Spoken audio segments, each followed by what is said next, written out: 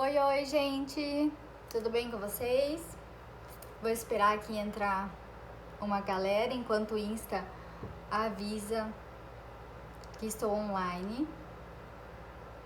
Se entrar alguém aí, já me dá um oizinho.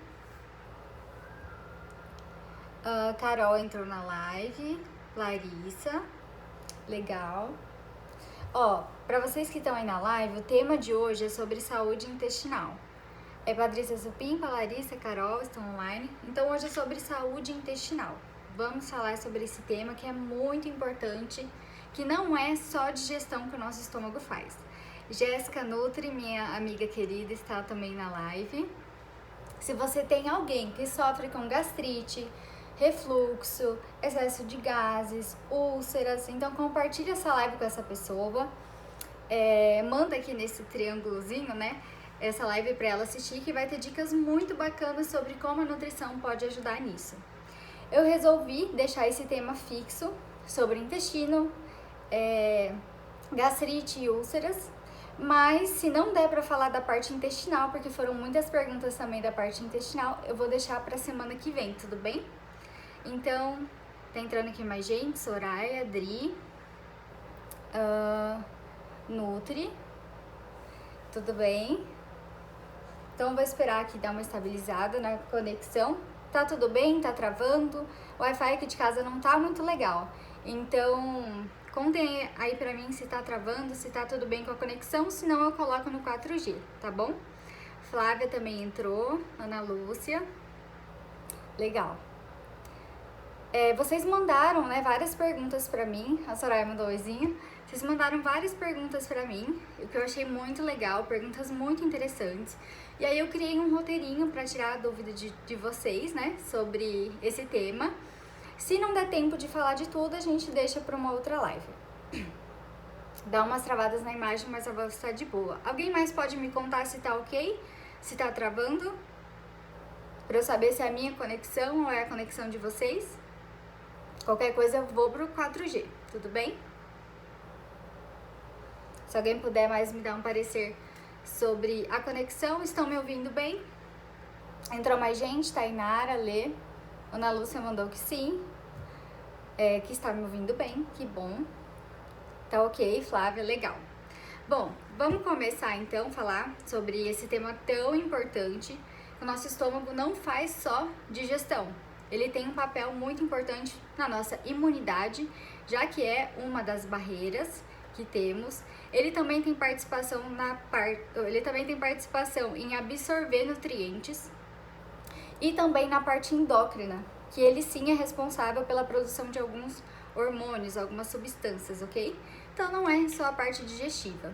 Eu vou começar falando primeiro sobre gastrite, que foi o recorde de mensagens. Gastrite nervosa, o que causa gastrite?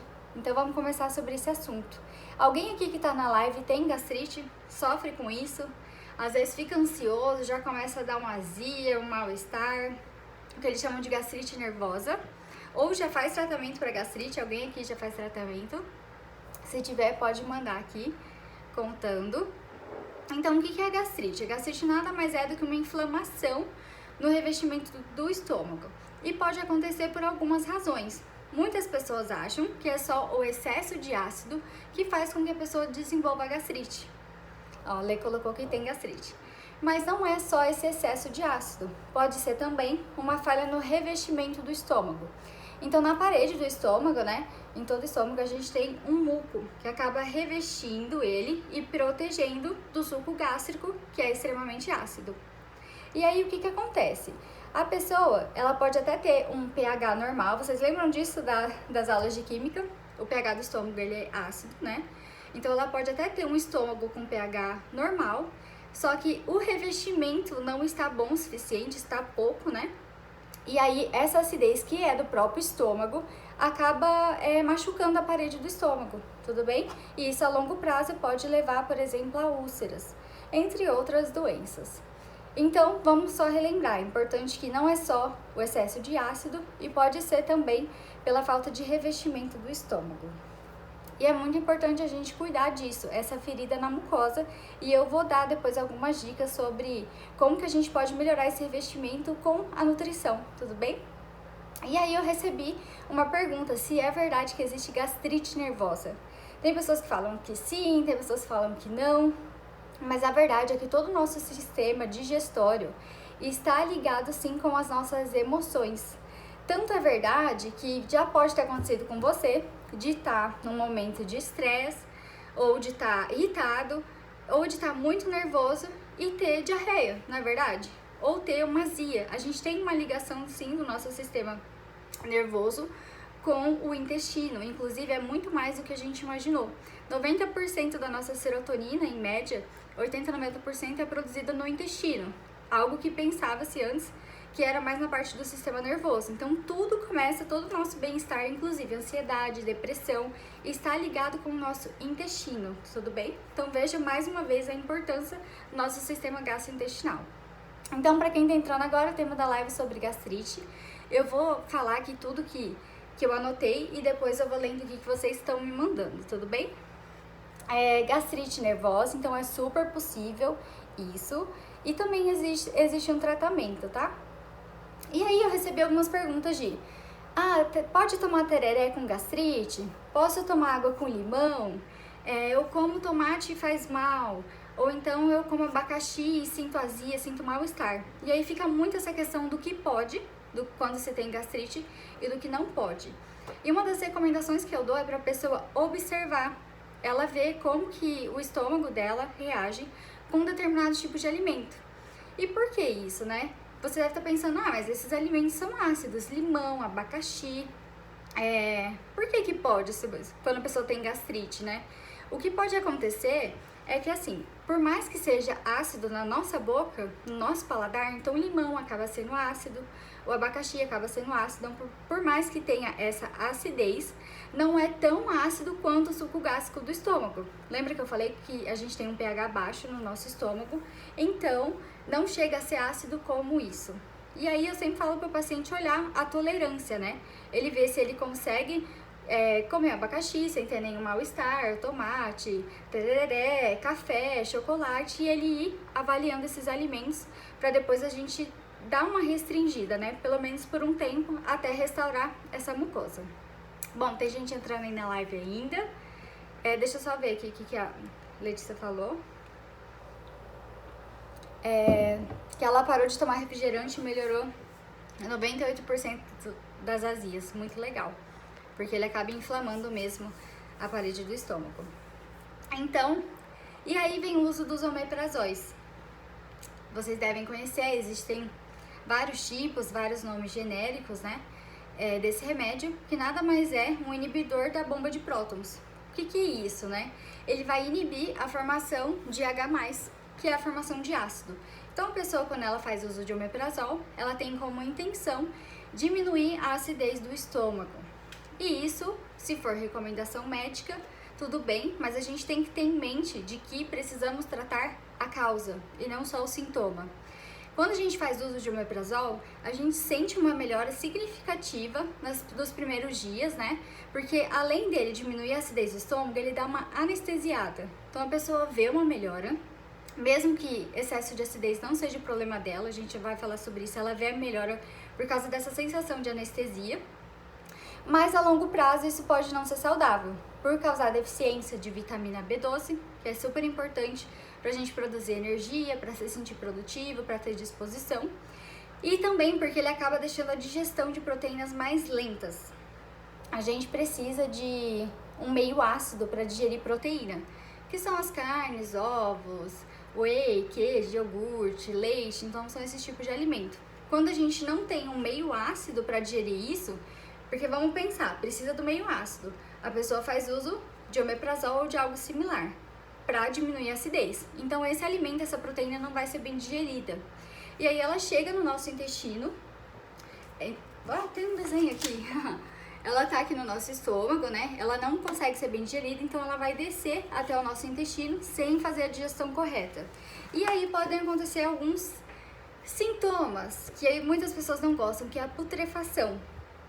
O que é putrefação? É um excesso de gases. Algumas pessoas que têm gastrite fazem tratamento para úlcera, gastrite ou algum problema nesse sentido, usando o inibidor da bomba de prótons, que é o omeprazol ou similar, ela acaba sentindo um excesso de gases. E a gente chama putrefação porque é um cheiro realmente podre, que você consegue identificar que é realmente de decomposição orgânica, decomposição da proteína que não foi bem digerida.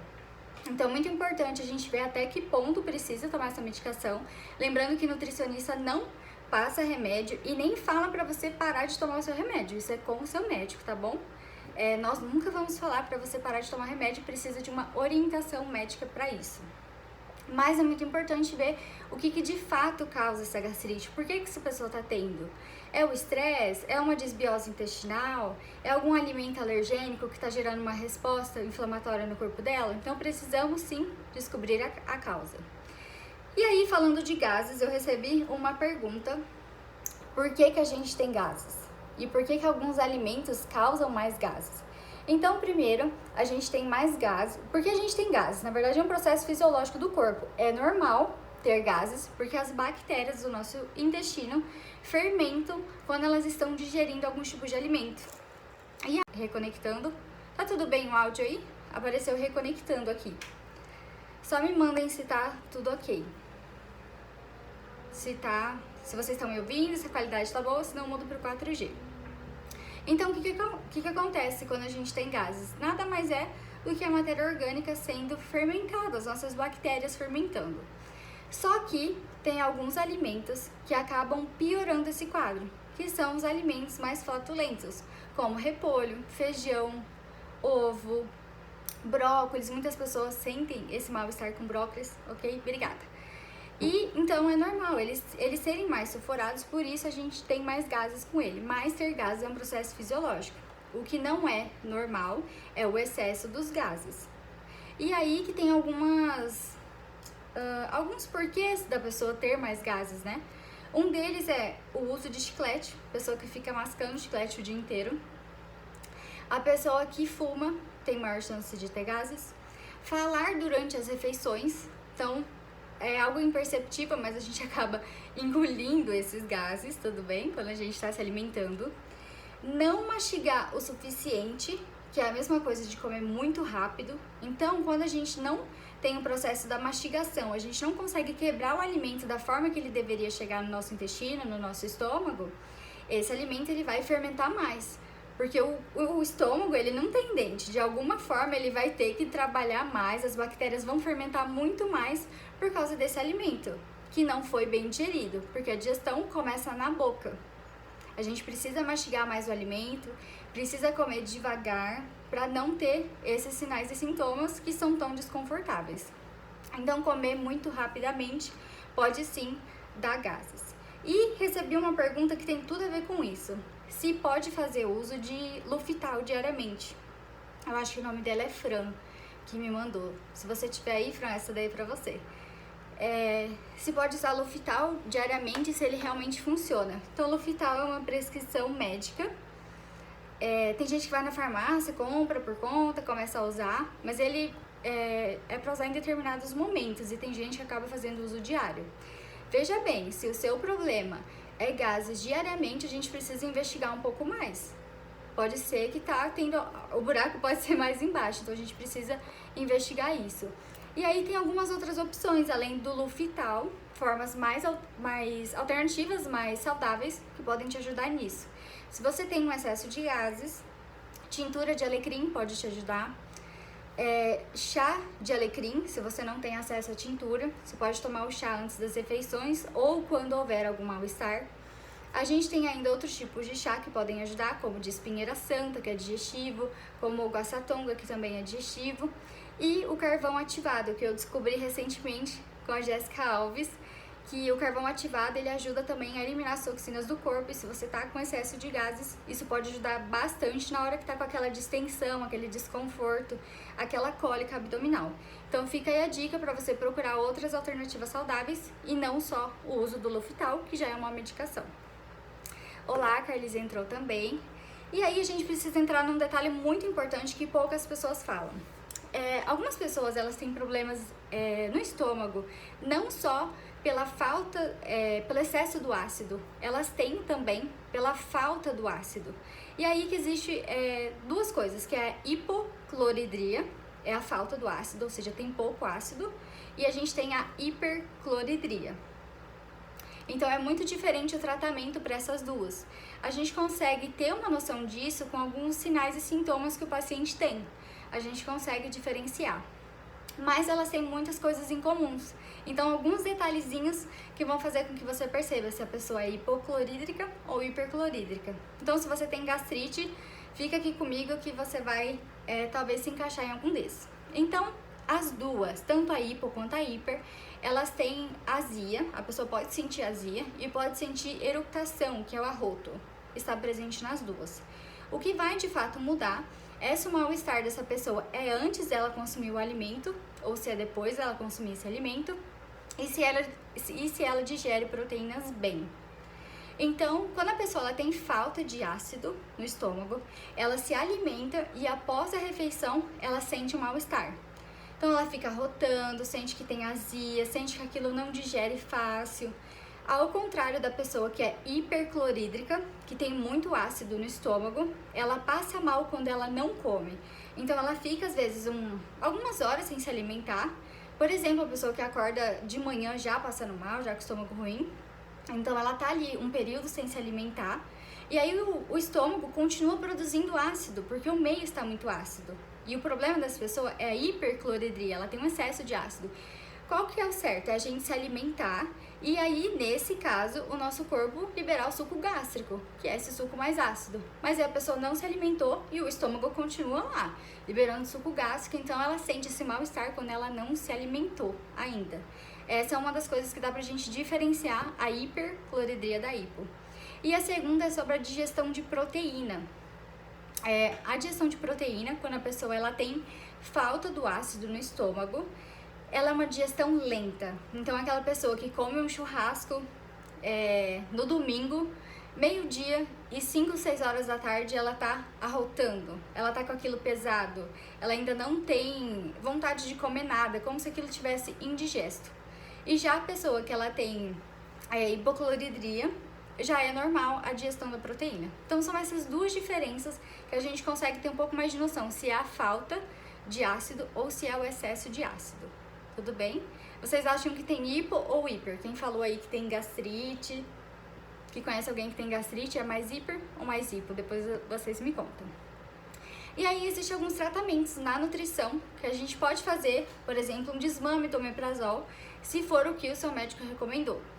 Como que a gente faz isso? Primeiro a gente precisa tirar os alimentos que são inflamatórios ou os alimentos alérgenos por um tempo. A gente precisa tratar esse intestino, esse estômago, ou seja, recuperar a mucosa, fazer com que esse suco gástrico, com que tudo entre no eixo para depois reintroduzir esses alimentos. Então primeiro a gente precisa tratar, desinflamar, retirar os alimentos que são ruins para depois a gente colocar de novo esses alimentos.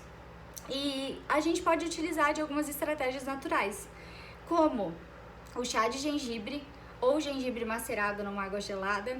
Pode ajudar no processo digestivo antes das refeições ou depois da refeição, ou se tiver com muito enjoo, muita azia, ele dá uma estabilizada, inclusive pode ser utilizado por algumas grávidas quando tiver recomendação de muito enjoo, muita azia. A gente pode utilizar, por exemplo, o alecrim, que eu já falei do chá de alecrim, ou a tintura. A gente pode fazer um mix de tinturas, pegar todas essas tinturas que eu falei que são legais. Alecrim, guaçatonga, espinheira santa. Fazer um mix e tomar sublingual. Para quem não sabe, a tintura é como se fosse um chá extremamente concentrado. E aí ele vem geralmente num conta-gotas, e que ao invés de toda vez você ir lá e preparar o chá, ele tá concentradinho ali, você pinga algumas gotinhas da água e toma isso antes das refeições, já para ajudar nesse processo digestivo. E aí, tudo bem até agora, gente? Tá fácil? Vocês estão entendendo o conteúdo? Uma outra coisa foi sobre refluxo. Então, recebi bastante perguntas sobre gastrite, que foi tudo isso que eu falei até agora. Se você queria saber sobre gastrite e chegou agora, você vai ter que assistir o início da live quando ela ficar salva aqui nas 24 horas. E agora a gente vai falar sobre refluxo, que foi a segunda coisa que eu mais recebi.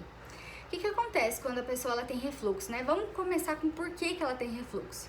Como eu disse, o estômago é um meio ácido. Ele precisa da acidez, liberar suco gástrico, entre outras coisas, para digerir. Acontece que essa parte aqui, ela não é ácida, ela é alcalina, o meio precisa ser alcalino. E a gente tem como se fosse uma tampinha, sabe? Que fosse abrir e fechar. O que é o ideal? Que essa tampa esteja aberta para o alimento passar e depois que ela se feche, para o alimento não retornar. Para isso que serve essa tampinha, vou usar dessa forma.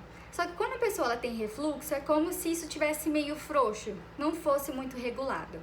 E aí ela se alimenta, ela sente um mal-estar porque esse ácido, essa parte ácida, está voltando para um meio que deveria ser alcalino. E qual que é a sensação que ela tem? De irritação na garganta, queimação, azia. Geralmente a pessoa sente que aqui tá pegando fogo. Essa é a expressão que eu mais escuto no consultório. Está pegando fogo e a pessoa quer tomar um Eno, quer tomar algo refrescante, uma água com gás, uma água com limão, para ver se dá uma melhorada nisso. Então o refluxo, ele surge dessa maneira. E aí o que a gente pode fazer? A gente pode fracionar melhor as refeições, então não fazer grandes refeições, já porque a pessoa tem esse problema na digestão, fazer volumes menores, e aí que me perguntaram se, até anotei a pergunta, se pode comer de 3 em 3 horas nesse caso, e se a pessoa, né, fizer, se a pessoa fizer um fracionamento, tudo bem, porque daí a gente não vai estar dando grandes volumes de uma vez. Tudo bem até agora? Tô vendo vários coraçõezinhos subindo, legal. E também me perguntaram sobre o que causa refluxo. Por que a gente tem refluxo? Quais são os alimentos que a gente deve evitar? Então a gente precisa evitar alimentos industrializados. Vocês vão sempre me ver batendo nessa tecla. Evitar alimentos industrializados, evitar comida de pacote, evitar comida que vem com rótulo. Em todas as doenças, vocês podem ter certeza que essa vai ser a primeira coisa que eu vou falar. Então a gente precisa evitar os alimentos industrializados. Reduzir alguns alimentos com cafeína se a pessoa sente mal-estar. Então, café, chocolate, chá verde, chás que são, né, mais ricos em cafeína, ela precisa evitar. Evitar ao máximo o álcool.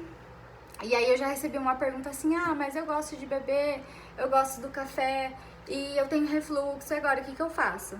A gente precisa sim ficar um tempo sem isso, para depois tratar esse intestino, esse estômago que está mais sensível, está mais inflamado, para depois você reintroduzir.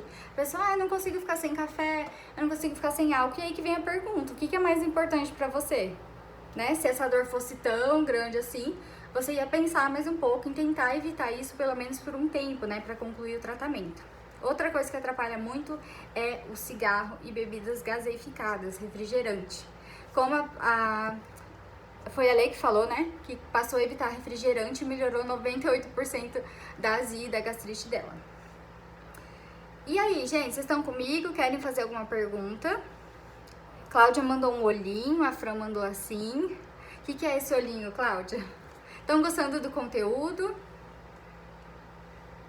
Tudo bem? A Cláudia mandou um olhinho, o que será esse olhinho?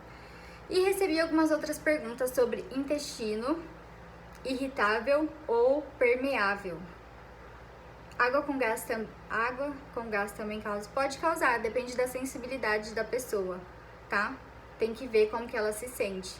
É exatamente isso que eu falei, é muito interessante a pessoa passar a anotar o que ela come e ver o que ela sente. Então, comi arroz, feijão, bife, senti um excesso de gases. Então, anota do lado qual foi seu alimento e o que você sentiu. Aí, no outro dia, comi banana, aveia, não senti nada. Ok, coloca que não sentiu nada. Tomei café e senti uma azia, uma queimação. Então, coloca azia, pra gente identificar esse tipo de alimento. Porque quando o paciente chega na consulta, ele já nem lembra mais o que faz mal, o que faz bem. E às vezes você começa a ver que os alimentos se repetem. Ou os horários se repetem, mas principalmente os tipos de alimento. Eles acabam se repetindo, os alimentos que fazem mal. E aí você consegue identificar esses tipos de alimento que estão fazendo mal pra gente retirar por um tempo. Vocês querem deixar a parte de intestino para a semana que vem? A gente falar sobre intestino irritável, sobre permeabilidade intestinal, que eu não lembro quem me perguntou, mas é uma das perguntas também. Vocês preferem deixar para terça que vem ou que eu já fale agora? O que vocês preferem? A Cláudia respondeu, estou prestando atenção. Carlise colocou, observem bem a alimentação. Isso tem que observar mesmo. Manda um beijo pra Primavera do Leste. Bom, um beijo pra Primavera do Leste. Carlise, minha irmã, está aqui na live. E aí, gente, pode continuar? Vamos falar sobre intestino, que é algo super importante. Na verdade, daria uma live só sobre intestino, de tão complexo que é a coisa, né? Antes a gente achava que o intestino era só pra digerir, só para mandar embora os alimentos. Hoje a gente sabe da importância dele, inclusive para a imunidade. O tratamento para a imunidade precisa começar no intestino. Se a gente for falar de intestino, eu vou pegar a minha almofada, o meu cocôzito. Vocês já viram a minha almofada, né? Já postei ela aqui outras vezes. Quem vai no consultório também tem a oportunidade de ver a almofada no consultório. Então vamos falar sobre intestino irritável, que é uma doença que vem crescendo muito, principalmente entre as mulheres. Que é quando a gente tem, Fran colocou bem verdade, que é quando a gente tem uma inflamação. Na verdade, o intestino irritável é uma doença funcional. A gente não consegue ter um diagnóstico, lembrando que quem faz diagnóstico é o médico, mas a gente não consegue ter uma certeza, não tem um exame que você vai lá e faz e te dá um diagnóstico. Você tem síndrome do intestino irritável. Não é assim que funciona. Na verdade, é meio que por exclusão. O médico ele vai tratando uma coisa, vai tratando outra, dá um omeprazol, dá um remédio para diminuir isso, faz uma endoscopia, faz uma colono, sei lá. E aí ele vai descartando as possibilidades. E aí, se os sinais e sintomas continuarem, pode ser sim o intestino irritável, que é algo que está aumentando bastante, principalmente pelos alimentos alérgenos. Outra popular Primavera mandou carinha legal. Então vamos começar falando sobre intestino e sobre hipermeabilidade, que tem tudo a ver. Eu quero até mostrar uma foto depois para vocês, para entenderem melhor esse processo. Então o que acontece? A gente tem um microbioma, que são as bactérias boas e as bactérias ruins que vivem no nosso intestino. Elas vivem em harmonia, ou é para elas viverem em harmonia. Mas aí, segundo algumas coisas que acontecem na nossa vida, tipo estresse, toxina, uso de antibiótico, uso de anti-inflamatório, anticoncepcional, cigarro e todas as toxinas do nosso meio, essa microbiota acaba se desequilibrando. Então a gente não tem mais um equilíbrio entre bactérias boas e bactérias ruins, gram-positivas e gram-negativas. A gente tem um desequilíbrio entre elas. E aí que começa o problema. Quando a gente tem esse desequilíbrio, né, da composição da nossa microbiota, a gente não consegue digerir bem alguns tipos de alimento. Na verdade, o nosso intestino, ele poderia escolher o que vai realmente entrar e o que vai passar.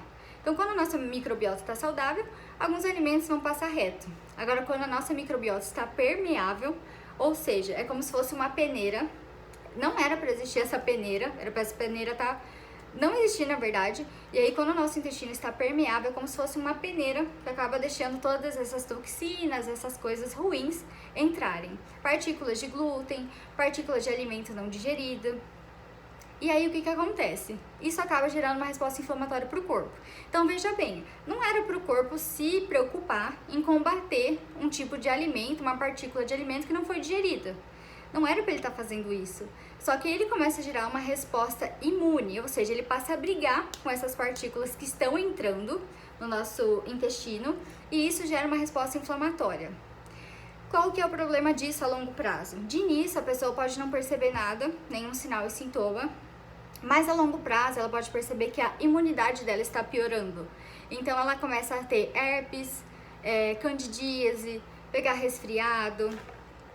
Essas doenças ou esse tipo de patologia começam a atingir muito mais ela do que antes. Então a gente tem uma falha no sistema imune. Vamos lembrar que o sistema imune ele está combatendo uma inflamação que não era para ele estar combatendo, na verdade. Tudo porque o intestino está permeável. Deixa eu mostrar uma foto para vocês.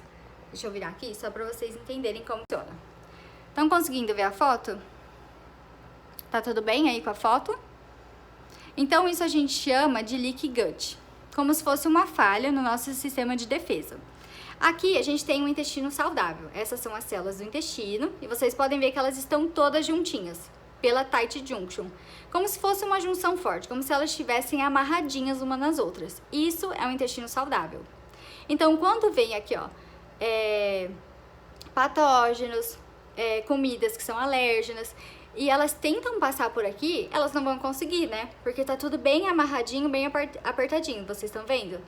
Já quando o nosso intestino está permeável, ou seja, ele está deixando os alimentos entrarem, ele está mais ou menos assim. Vejam a diferença do intestino saudável e do intestino que não está saudável. Essas partículas era para elas passarem reto, para elas irem embora do nosso corpo, serem eliminadas. Só que como o intestino está inflamado e permeável, ou seja, uma peneira aberta, ou vamos dizer que é uma casa sem portão, onde todo mundo entra e faz o que quer, essas partículas passam a entrar e vão até a nossa corrente sanguínea. O que acontece a longo prazo? O nosso corpo começa a gerar respostas inflamatórias. Aqui, ó. Essa outra foto tá bem legal. Então, a gente tem aqui estresse, toxinas, partículas, drogas, patógenos que passam aqui pela parede que não está saudável como essa. E a longo prazo isso gera intolerância alimentar, questões do sistema imunológico, porque eles começam a brigar com essas partículas. E a longo prazo também pode gerar problemas como doenças autoimunes. Por exemplo, hipotiroidismo tem muita ligação com o nosso intestino. Deixa eu ver se eu acho uma outra foto legal. Aqui, ó. E aí o intestino irritado, que você pensa que só vai te dar gases e cólica, passa a afetar o corpo todo, porque ele está gerando uma inflamação constante no corpo. Então a gente pode ter alterações em relação a sinusite, resfriados, boca, artrite reumatoide, uma doença autoimune, fibromialgia, dores de cabeça. As adrenais começam a ficar fadigadas, também pelo grau de inflamação. A gente pode ter constipação, diarreia ou o intestino está irritado, inflamado. Pode ter tireoidite de Hashimoto, hipotiroidismo ou doença de Graves. E também, principalmente, a gente vê muito ligado com o intestino irritado. E como eu falei no início, nosso intestino fabrica serotonina, depressão, ansiedade, transtorno de déficit de atenção, entre outros transtornos. Então, acho que essa imagem dá pra ver bem legal, né? O quanto que é importante essa barreira estar junta. Nutri, o que a gente faz para essa barreira de fato melhorar? Nossa, ficou escuro aqui, né? O que a gente faz para essa barreira melhorar? A gente precisa tratar isso para que as células fiquem novamente todas juntas, que a gente coloque um portão nessa casa para não entrar ladrão, não entrar mendigo, não entrar ninguém que tá passando na rua, digamos assim. E a gente faz isso retirando os alérgenos, tratando, recuperando a mucosa intestinal, também pelo uso de aloe vera. Eu falei da aloe vera essa semana, né? Ontem eu falei sobre aloe vera, que não é o aloe vera que você encontra na sua casa, é o aloe vera que ele vem de empresas certificadas que não tem aloína, que é extremamente tóxica. Então não tentem tomar aloe vera que vocês têm em casa, é uma aloe vera específica, para recuperar e tratar essa mucosa. A gente pode usar tintura de alecrim e de espinheira santa para melhorar isso. Ó, a Soraya falou sobre probiótico, legal, já vou falar sobre isso. Tirar os alimentos que estão inflamando por um tempo, ou seja, a gente vai recuperar esse intestino, deixar ele bonitinho, colocar o portão, colocar a cerca elétrica, recuperar o revestimento do estômago, e aí depois a gente pode sim entrar com os probióticos, que são as bactérias. Lembra que eu falei que a gente tem a microbiota e que essa microbiota tem bactérias boas e ruins? Então a gente vai começar a dar bactérias boas para o nosso intestino para a gente voltar a ter esse equilíbrio, né, entre bactérias boas e bactérias ruins. Então o probiótico ele é muito importante sim, mas eu vejo ele como uma segunda ou terceira etapa. Primeiro a gente tem que limpar, tem que desinflamar, para depois, e aí usar algumas suplementações para ajudar nisso, e aí depois introduzir o probiótico, que são bactérias, ou então o prebiótico. Ó, a Soraya colocou que faz uso de kombucha, ou kombucha, uma vez na semana. Muito legal. Tem o kefir também, que é uma opção barata, ou probióticos manipulados, né? Tem gente que acha que o leite fermentado já acaba sendo suficiente, mas a quantidade de cepas ali não é legal, e também pela quantidade de açúcar. Deixa eu voltar aqui pro meu roteirinho, ver se faltou alguma coisa. E aí, o que a pessoa sente quando ela tem intestino irritável? Gases, excesso de gases, flatulência, muita dor abdominal, porque como é uma doença funcional, o que acontece? Quando a gente está num processo digestivo, a gente está se alimentando, o corpo está digerindo alimento, é normal a gente ter uma contração e um relaxamento. A gente tem essa contração e relaxamento daqui até o ânus. Isso funciona como uma musculatura, tudo bem? E aí, quando a gente não tem... quando a gente tem síndrome do intestino irritável, isso que acaba sendo imperceptível para as pessoas saudáveis, já vou olhar a pergunta, isso que acaba sendo imperceptível para quem é saudável, para quem tem intestino irritado, acaba sendo um desconforto muito grande. Então a pessoa sente muita cólica, como se estivesse dando um nó assim mesmo na barriga dela. E aí o tratamento pode ser um pouco mais demorado. Não é tão simples quanto só tomar um remédio, tá tudo bem, até porque a gente não quer tratar sintomas, a gente quer tratar a causa. Então tem uma dieta de eliminação dos patógenos, eliminação dos alimentos que fazem mal, recuperar essa microbiota, recuperar esse revestimento para depois reintroduzir. Isso pode sim levar alguns meses, então a pessoa ela tem que passar por uns processos de exclusão, principalmente de glúten, de leite derivados, porque eles aumentam a permeabilidade intestinal para quem já tem esse tipo de doença. Deixa eu ver se teve uma pergunta. Cerveja todo dia pode causar isso? Cerveja todo dia não podia nem existir na vida das pessoas, né? Vamos combinar? Porque é algo extremamente ruim, que vai inflamar, sim, a parede do estômago, que vai dificultar a absorção de nutrientes, que vai ajudar na desidratação do corpo, porque o álcool faz com que a gente desidrate mais. Então, na verdade, não tinha nem que ter cerveja todo dia, né, gente? Tudo bem? Então ela pode sim prejudicar e formar gastrite. Eu recebi uma pergunta sobre diarreia, inclusive, né? A pessoa que toma cerveja e que antes estava tudo bem, ela tomava cerveja e não sentia nada, mas depois que ela fez um tipo de dieta, ela toma cerveja e sente diarreia. Ela passa mal. Porque mudou a microbiota dela, né? A microbiota dela estava mais saudável.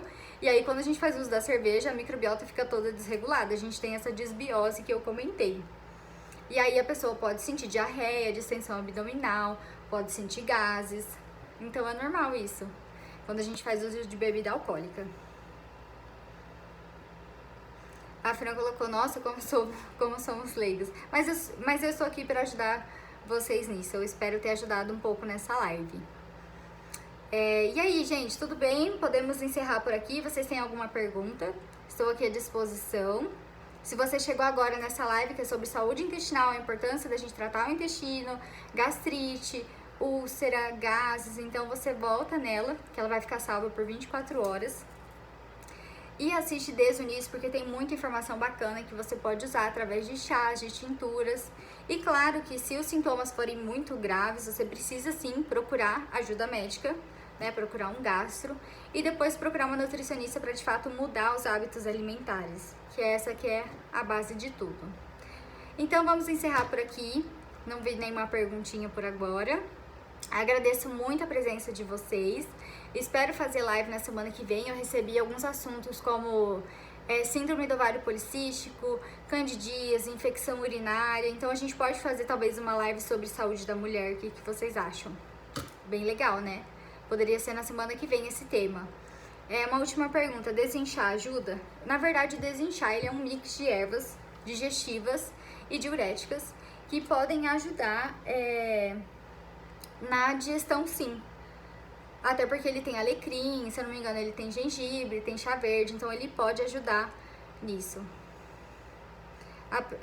Letícia, eu não entendi sua pergunta. A produção de muito ácido está relacionada a isso? A isso o quê? Se você puder só me especificar. Eu recebi algumas perguntas tipo, fale sobre o intestino. Aí eu coloquei, falar o que sobre o intestino, né? Então sejam um pouco mais específicos na pergunta. Fale sobre o estômago. Falar o que sobre o estômago? Então tentem ser o máximo específicos para eu poder ajudar com o problema de vocês. Que tem muita coisa para falar de intestino, muita coisa para falar de estômago. Eu preciso saber de fato o que você está querendo saber e como eu posso te ajudar.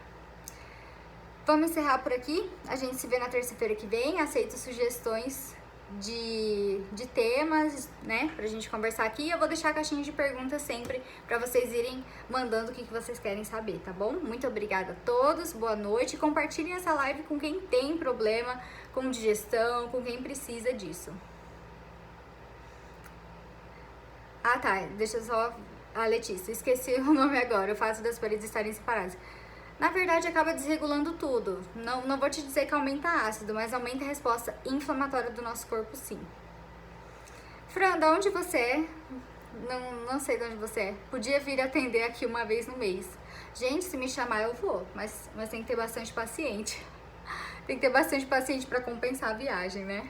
Que acaba sendo bem longe. Mas à distância eu faço acompanhamento nutricional. Existem duas possibilidades, passar por um atendimento presencial e os retornos serem online, porque o nosso código de ética mudou, ou então a gente fazer todo um acompanhamento de coaching nutricional. Tudo bem? Aí se vocês quiserem saber sobre isso, mandem aqui uma mensagenzinha pra mim. Gente, muito obrigada. Ficou até escuro, eu não achei que eu ia ficar aqui tanto tempo, eu nem acendi a luz.